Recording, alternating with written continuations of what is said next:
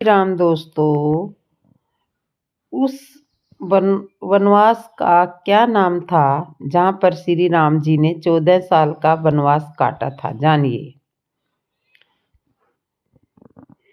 उस श्री राम जी को 14 वर्ष का वनवास हुआ। इस वनवास काल में श्री राम ने कई ऋषि मुनियों से शिक्षा और विद्या ग्रहण की, तपस्या की और भारत के आदिवासी और तमाम तरह के भारतीय समाज को संगठित कर उन्हें धर्म के रास्ते पर चलाया। संपूर्ण भारत को उन्होंने एक ही विचारधारा के सूत्र में बांध करके रखा।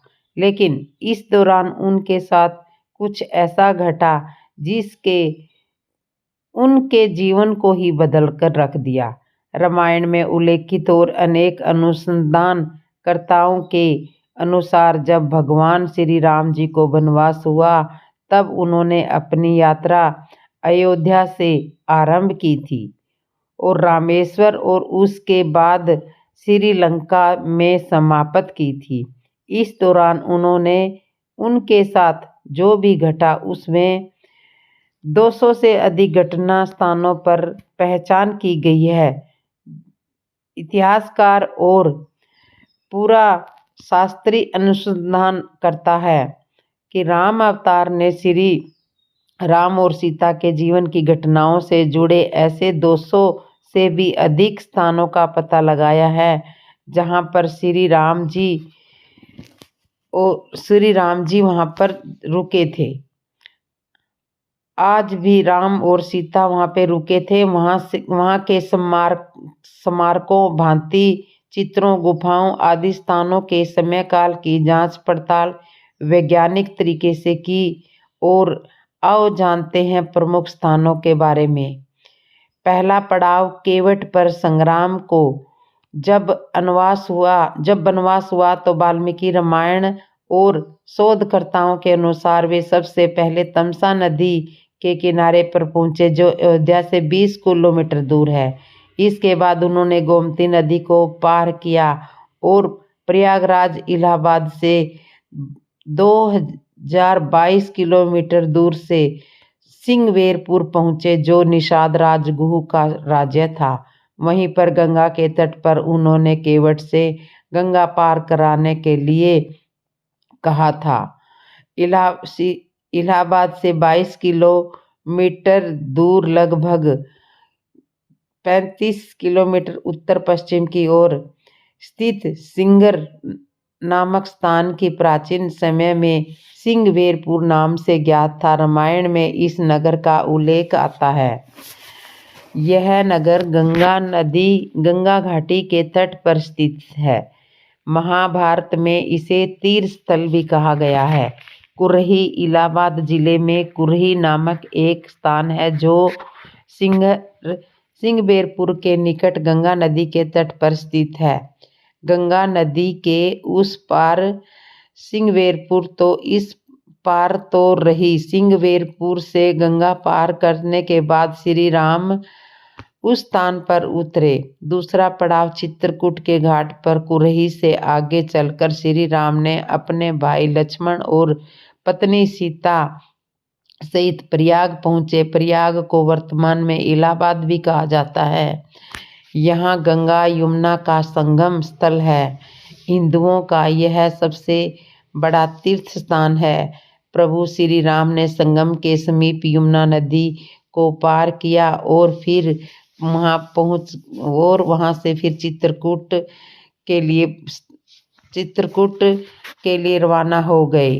वाल्मीकि आश्रम, भरत पुकुप इतिहास, आदित्य सीधा पड़ाव संतना जिले में बिरस स्थित इस पहाड़ की श्री राम ने निशाचर का नाश करने के लिए अपनी पहली बार प्रतिज्ञा ली थी। आज समाज में इसे भले ही मानने को इनकार कर रहा है, किंतु यह वही पड़ाव है जिसका वर्णन रामायण में किया गया है। चित्रकूट में वह स्थान है जहां पर राम जी को मनाने के लिए भरत जी अपनी सेना के साथ पहुंचते हैं। तब तक दशरथ जी का देहांत हो जाता है। भरत यहाँ से राम जी की चरण पादुकाएं लेकर के जाते हैं, उनकी चरण पादुकों को रख कर राज्य करते हैं। तीसरा पड़ाव है अत्रि का आश्रम। चित्रकूट के पास ही संतना मध्य प्रदेश अत्रि स्थिति का आश्रम था। अत्रि ऋषि चित्रकूट के तपोवन में रहा करते थे। वहाँ श्री राम जी ने कुछ वक्त बिताया। अत्रि ऋषि श्रृंगवेरपुर में पंचन मंडल के दृष्टा है। अत्रि ऋषि की पत्नी का नाम अनसुईया, जो दक्ष प्रजापति की 24 कन्याओं में से एक थी। चित्रकूट की मंदाकिनी, गुप्त, गोदावरी, छोटी पहाड़ियाँ, कंदरा आदि से निकलकर भगवान राम पहुंच गए घने जंगलों में। चौथा पड़ाव आता दंडकारण्य वन। ऋषि के आश्रम में कुछ दिन रुकने के बाद श्री राम ने मध्य प्रदेश और छत्तीसगढ़ के घने जंगलों को अपना आश्रम स्थल बनाया था। यह जंगल क्षेत्र या दंड का कार्य अत्रि आश्रम से दंड कार्य आरंभ होता है। छत्तीसगढ़ के कुछ हिस्सों पर राम जी ने बाणासुर का राज्य था। वहाँ के नदियाँ, पहाड़, सरोवर और गुफाओं में राम जी रहने के सबूतों की भरमार के कारण यहाँ का नाम दंडकारण्य पड़ा। यह क्षेत्र आजकल बाड़ा के नाम से जाना जाता है।